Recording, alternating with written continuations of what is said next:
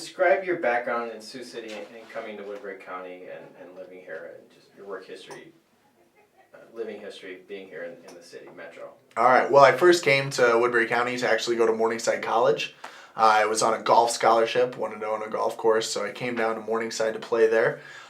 2 weeks into my freshman year, I had an accident where I had to go out and do rehabilitation for 6 months and then return back to Morningside. I loved the area and I loved the college so much I wanted to come right back there, so I started that next fall. Graduated in 4 years, and I then went on to go to Creighton University, receive my master's in negotiation and dispute resolution. Bounced around the country a little bit, worked for the U.S. The Secretary of Education out in Washington, D.C., and then ended up coming back. Held a couple different positions throughout my time here since being back, about 2.5 years, and now currently work at Morningside College as a first-year advisor. Okay. And just describe your job at Morningside roughly. What is your job? Yeah, so what we do as a first-year advisor is we really try to advise first-year students not only to be successful in that first year and setting them up with classes and making sure they're getting acclimated well to college and getting engaged on campus, but also setting them up hopefully to be successful throughout those 4 years and after graduation to where hopefully they would find a career. And what did before you came to Sioux City, Northwest Iowa? What was the town? Well, I grew up in Ocheyedan until about 8th grade, and then my father was the sheriff of Osceola County, and then we ended up moving to Okoboji, Milford, to be closer to my mom's work. She was the president of a family-owned small business, and so we moved over there, and my dad's still a police officer in Okoboji. What kind of a kid were you? What did you like doing as a kid? What were your interests? I loved playing outside. I mean, if we're going back to when I was really young, I loved being outdoors and doing anything out there. I did a lot of hunting and fishing with my dad. Loved playing sports. Wasn't necessarily into the teams as far as going out and being on the team, but just loved playing around, shooting some hoops. And then in high school, I really got good at golf and really enjoyed golf. Was the captain of the golf team. Was really big into debate. Big on the debate team as well, and so those were probably two of my biggest interests or things that I loved growing up through high school. To play at Morningside. Yep, okay. A golf scholarship to play there. Okay. When did you become interested in politics and public policy? When did that come into your? Well, I mean, ever since growing up, I kind of had a little bit of engagement in different elections. As I said, my dad was the sheriff, so I remember knocking doors and being in parades with him growing up really young. And then when I actually moved to Okoboji, I was introduced to the debate team and became really engaged, and that kind of gave me a baseline education of some issues and different, the idea of politics. So my debate coach was actually an Iowa State representative. And so was able to work with him, Greg Stevens. Yep. Okay. And so I was able to work with him, became really close with him and his son. His son was actually my debate partner.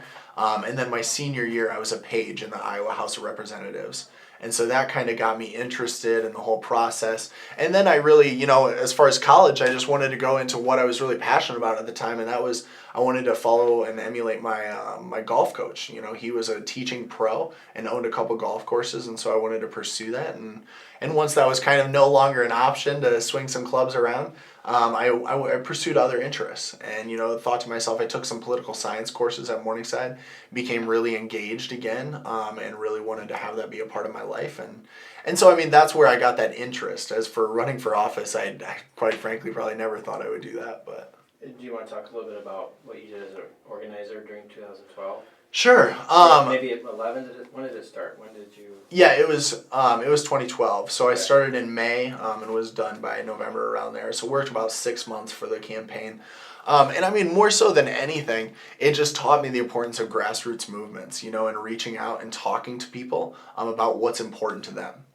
Getting to know the people of Woodbury County. That was one of the things that inspired me to maybe run in this race, is because I was listening to a lot of the issues and hearing what people were talking about. My turf, if you will, or what I was covering, was all of the Morningside area and all into the rural communities. And so I was able to reach out and talk to a lot of those individuals, get to know people in Smithland and Correctionville and those areas, and hear what's important to them. And I just saw how those type of movements can really affect people. And I actually had a job offer to move back out to Washington, and I turned it down because I believe that we can make a difference with local government and make a difference right here in Woodbury County. Okay. And what what is it about your background that would make you a good county supervisor? Well, I think it's a couple things. I think life circumstance for one. I think that my injury after that, it really caused me to focus on a few strengths and really build on some of those things. And number one is my ability to be a problem solver. I tell you what, there's not a day that I probably don't wake up that there's some kind of challenge or thing going on, and I have to be able to put out that fire and get on with my day. And so the ability to be a problem solver is number one. Number two with that is communication. I think that you're seeing a really breakdown of that on a national level as well as a local level, and it's something that I have to do because I can't do a lot of things for myself. And so that ability to work with my caregivers and different individuals and just talking them through things, I think that's important. The other part of my background that I think is really important and can lend itself well to county government is my degree of interest. I mean, with my what I studied at Morningside College, political science and global history, just I think gives you a little bit of a background and really a story to understand where we've come both as a nation and then also researching, looking a little locally as well. And then going on to get the master's. The reason I pursued negotiation and dispute resolution is because at that point in time, I was sick of seeing my friends go off to war. I was seeing that we were having a real breakdown in this country of communication. We weren't working well together. We were starting to see each other as D's and R's and not as a collective United States of America. And that really troubled me. And so that was something that I wanted to go into. Then I saw some issues and things I wanted to work on domestically rather than focusing on international conflict. And so, I mean, that background and having that focus on communication and collaboration, I think is something that we need on all levels. It's not just a problem we're having in Washington. You're seeing it right here in local government where you're seeing a lot of strong personalities, or you're seeing people that think that we need to focus on it as a Democrat versus Republican issue. And I don't see it as that. I think that we need to move forward as a county, and that's something that I'm committed to. And what is the full title of your degree that you got from, was it Creighton, you said? Yep, Creighton University. It's a master's in negotiation and dispute resolution. Okay. And what are the key things that you learned in there, just to go a little bit into that? Not too much, but... No, I think that number one, a big thing is the ability to communicate and to listen to what's going on and listen to other people. Being a lot of people go into mediation or arbitration. And so the ability to communicate and to listen effectively, I think, is number one. Number two is to focus on interests rather than positions. I think a lot of times, that's kind of a catchphrase of the mediation community is so often we get hung up on what people's positions are that we don't look past them and see what the interests are. And I think that that's something we need to start doing on the county level, is not just looking at what are these issues and what are these positions, but what are the interests behind them and how can we collaborate and work together to achieve those mutual interests. What are the chief interests that you see regarding the county right now that you want to advocate for or solve or what have you?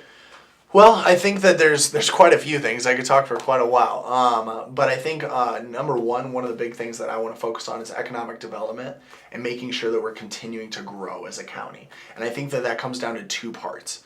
Number one, after my speaking with people like the Siouxland Initiative and the Chamber of Commerce and different business leaders in the community, one thing that's apparent to me is we need to make sure not only to focus on future growth and bringing new industries such as like a mega site, but we also need to make sure that we're training a workforce so that the great industries that we have right here in Woodbury County can grow if that's what they would like to do. We need to make sure that we're training them and working with area schools and colleges to make sure that we're training that workforce so we can continue to grow as a county. I think a perfect example, and I've talked about this before, I talked about it at the debate, was with Sabre Industries and how they were able to collaborate with Western Iowa Tech and the welding program. I think there are a lot of opportunities like that we continue to grow economically. Another thing that I think we need to focus on is a responsiveness to people across the community and across the county. I think that's really important. Number one, I think that we need to make meetings and issues more accessible to people throughout the county, not just here. And I think, changing meeting times and things like that can lend itself not only to be better throughout the county, but also even the people here in Sioux City, locally right around here, is that we want to make sure that these meetings and these issues are accessible to people and that we're listening to their concerns. Because after traveling around the county, I think another thing we need to focus on, to answer your question, a second one is infrastructure. if we want to focus on future economic development and things like that, we need to make sure that we have a strong infrastructure. And I'm hearing a lot about that out in the county. I was talking to a couple of people in Odo, out at Odo Days, and they were talking to me, they were paramedics, and they were talking to me about the trouble they're having with getting to calls. If there's the least bit of rain or snow or things like that, the roads are starting to wash out, and that you're seeing their ambulances spin out, and that's unacceptable. As far as I'm concerned, it's something that needs to be addressed. I spoke with Mark Nara, the county engineer, about that, and he said, yeah, it's a problem that we need to address and things we need to look into. He said usually they have about 6 to 7 inches of gravel out on most of those roads, and right now he's seeing that they're running at about 3 inches, and I think that that's something we need to make sure that we're looking at. And I think that there's things that the county board has done that have went well as far as working on some of those projects. For instance, that 1.3 million, I believe it was, to revenue coming in from the tax increase that they went out to the county, talked about things that they needed to do. Say, look, we need to improve That's these. for the bridges. Yep. So I think it was 14 bridges and 1 road project, if my memory serves me correct. And said, look, this is what we need to do. Can we increase your tax levy on this area so that we can complete these projects for you? And what they saw was, especially with farmers specifically, is that, look, the cost benefit analysis, you do a quick breakdown of that, and it's going to save money, and it's going to be really effective, not only for the farmers trying to haul their grain, but also look at fire trucks and ambulances and things like that. I mean, I would hate to have a bridge that's down and you can't cross it to go put out that fire for that family. I think that would be tragic. So I think those are a couple things as far as issue specific that I really want to focus on. Do you have an impression of your opponent? Any summary, I guess? That's a loaded question. No, I think that I don't know him very well. I don't. I wish that I knew him more as a person, but from reading his column and learning a little bit about him and interfacing with him at the debate and things like that, reading things that he's put out, I see him as very divisive, whereas I'm trying to unify us as a county. I think that that's something that's very important, is that he tends to have a lot of answers to solutions or answers to problems, and I'm more of the type of person that I want to listen to what people have to say and what their input is, so that we can make sure that we're listening to the business community, we're listening to the county residents and things like that, rather than me coming up with my own answers. I think that that's something that's different about us as well. I'm focusing on wanting to represent all people of Woodbury County. I don't care about your race, your background, your sexual preference, anything like that. I want to represent you all, whether you vote for me or not. If I'm lucky enough to be elected, I want to be a supervisor that can be responsive to your needs, and I'm not sure that my opponent would have that same sentiment. Okay, and then to wrap up, why are you the best candidate for this supervisor position? I mean, we touched on a few of these things. I think I'm the best candidate because of my background and my focus. I really want us to start focusing and bringing it back to where county politics should be about moving the county forward in a positive direction and working together so that we can all strive to be better.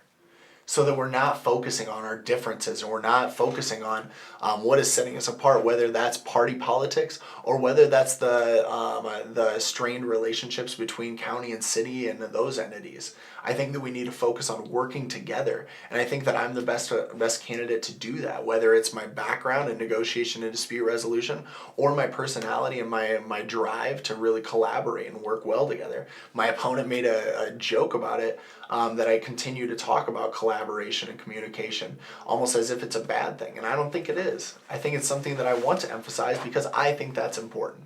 If we're going to move forward as a county, if we're going to talk about some serious issues, then we need to be willing to work together and move forward in a positive direction.